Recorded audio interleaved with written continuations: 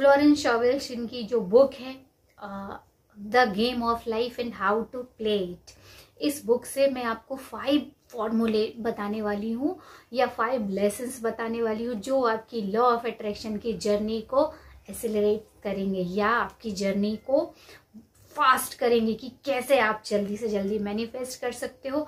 और ये 5 लेसन्स सच में लाइफ को चेंज करने वाले हैं और बहुत कुछ चीज आपको इससे सीखने मिलेगी।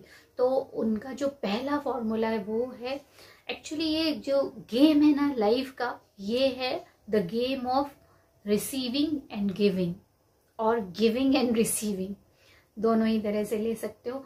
तो ये लाइफ का जो गेम है ना, ये उस पर डिपेंड करता है कि आप क्या दे रहे हो यूनिवर्स में, और यूनिवर्स उसके बैक में आपको क्या देता है। यही लॉ ऑफ अट्रैक्शन में भी बोलते हैं, जो हम सोचते हैं, फील करते हैं, हमारे जैसे बिलीव रहते हैं और वैसे ही हम एक्शन लेते हैं और वैसे ही चीजें हमारे पास आती हैं। मीन्स हमारी जो रियलिटी है वो हमने खुद क्रिएट की है। जब हम इस चीज को समझ जाते हैं तो हम ये भी समझ जाते हैं कि हम अपनी रियलिटी को चेंज कर सकते हैं। कैसे? इन सभी चीजों को रिवर्स करिए, आप सोचना बदलिए, आपकी फीलिंग बदलेगी, आपके बिलीव्स बदलेंगे, आपके एक्शन बदलेंगे और वैसे ही आपका रिजल्ट भी बदलेगा। तो अभी इस गेम को खेलने का एक सबसे अच्छा तरीका है कि खुद को चेंज कर लो। मीन्स ये चीज को आप आज गांठ बांध लो, जो आप दोगे वही आप रिसीव करोगे। इवन जब हम रिसीव करते हैं ना तो वो मल्टीप्लाई होके आता है। मीन्स आप गिविंग में आप बोलोगे कि क्या देना चाहिए और क्या रिसीव करना चाहिए। क्या हमने ये दिए थे जो लड़ाई झगड़े या फिर हमारे लैक के जो परेशानियां हैं हर जगह, तो ये क्या हमने अट्रैक्ट किए थे? तो यस माय डियर फ्रेंड, कहीं ना कहीं हमने ये इमोशंस वैसे दिए हैं और ये ऑब्जर्वेशन के थ्रू हमारे सबकॉन्शियस माइंड में जाते हैं और फिर सबकॉन्शियस माइंड ही उसको रियलिटी बनाता है। तो कहीं ना कहीं हमारे आसपास का जो एनवायरनमेंट है वो लैक का है, लिमिटेशंस का है।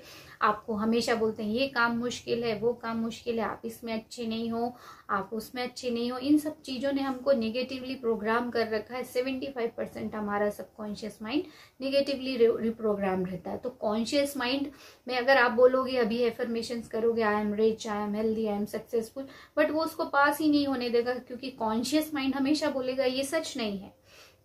और सबकॉन्शियस माइंड उसको ही एक्सेप्ट करता है जिसको कॉन्शियस माइंड बोलता है कि ये सच है और उसको फील करता है। आप देखिए, सुबह कोई भी एक गाना गुनगुना रहे होगे ना, तो वो उसमें इमोशंस इतने जबरदस्त रहते हैं कि वो सीधे सबकॉन्शियस माइंड में उसके इमोशंस जाते हैं और आप वो चाहो ना चाहो अनजाने में भी वो गुनगुनाते रहते हो। तो सबकॉन्शियस माइंड की प्रोग्रामिंग भी कुछ इस तरीके की है, जहां हम इमोशंस ज्यादा फील करते हैं वो बहुत जल्दी उसको सच मानता है और रियलिटी बनाता है।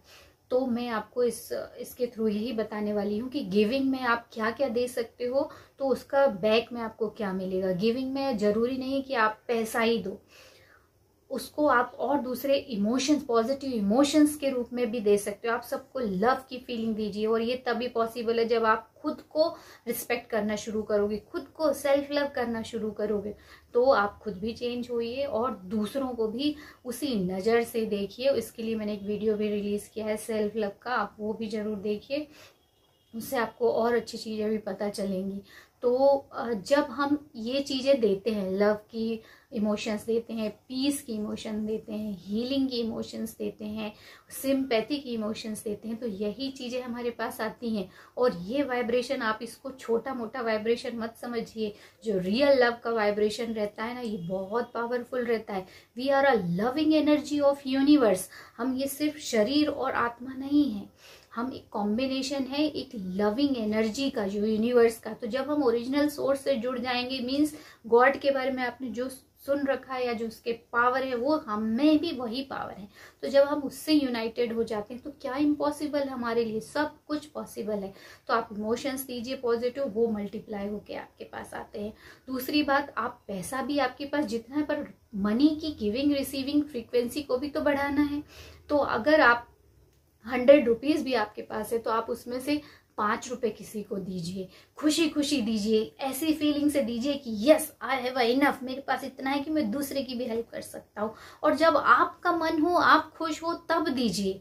और इससे क्या होगा, आपकी मनी की गिविंग की जो या रिचनेस की जो फीलिंग है, या मेरे पास इनफ है, उसकी फीलिंग आएगी। तो जब आप पैसे थोड़े थोड़े जितने आपके पास हैं आप उतना दीजिए, कहीं आप किसी को एक्स्ट्रा टिप्स भी दीजिए, तो ये सब चीज़ें वापस आती हैं आपके पास, मल्टीप्लाई होके आती हैं। तो सबसे पहला जो उनका लेसन था वो लेसन है या फिर वो फॉर्मूला है, get clear and empowering goals.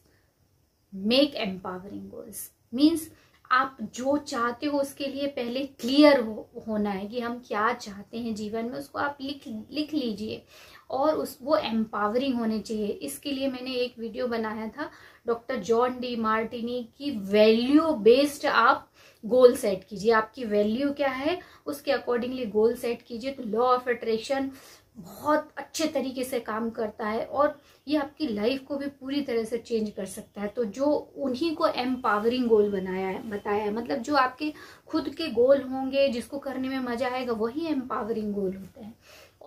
Second formula है stretch consistently your comfort zone.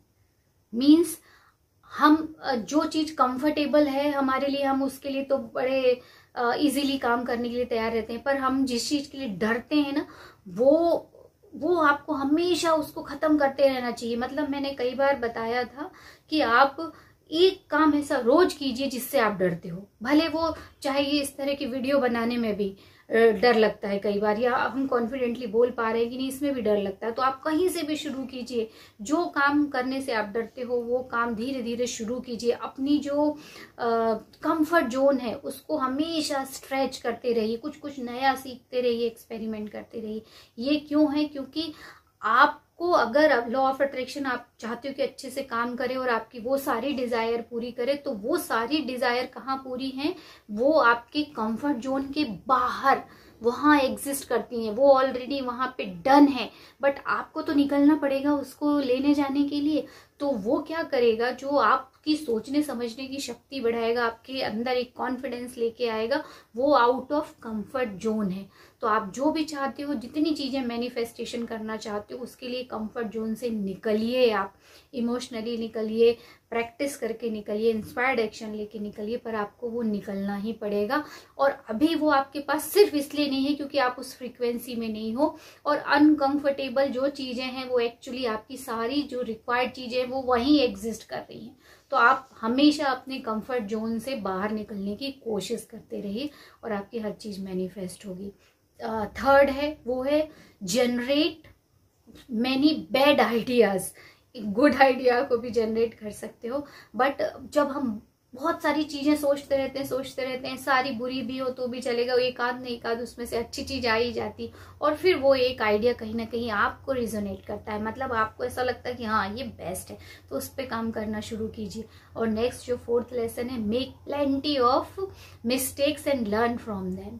देखो हमेशा गलती करते रहो और उससे सीखो नहीं, तो ये आपको जीवन में कहीं नहीं लेके जाएगा। गलतियां करो पर उससे लर्निंग लो, उससे सीख लो और फिर आगे बढ़ते जाओ। ये फॉर्मूला भी मुझे बहुत अच्छा लगा, क्योंकि हम कई बार ना वो करने की सोचते नहीं, हमें इतना डर बैठा रहता है कि अगर मुझे लोगों ने रिजेक्ट कर दिया या मुझे लोगों ने कुछ गलत कमेंट कर दिए, या जो डर बैठा रहता है ना, फियर ऑफ रिजेक्शन, ये कई बार हमारे पावर, जो हमारे अंदर जो नेचुरल पावर है, गॉड के जो पावर है, वो निकलने नहीं देता। तो इस डर को खत्म कीजिए। और अगर लोगों ने बुरा बोला भी तो क्या होगा, कुछ भी नहीं होने वाला है। लोग आपके लाइफ में क्या रोल अदा कर रहे हैं, एक बार आप इमेजिन करके देखिए, तब आपको समझ में आएगा कि वो कुछ रोल अदा नहीं कर रहे हैं। और आप बल्कि अगर ऐसा करोगे ना, तो आप जरूर एक कदम आगे निकल जाओगे उनसे। तो माय डियर फ्रेंड, गलती करने से नहीं डरना, उससे लर्निंग लेना है। और लास्ट उनकी लर्निंग है, work smarter and harder than yesterday. तो इसमें जो हार्डर स्मार्टर वर्क तो समझ में आता है कि हाँ, जैसा जो ट्रेडिशनल वे में वर्क होता है वैसा नहीं करना है, स्मार्ट तरीके से वर्क करना है, इंटेलिजेंसी से वर्क करना है।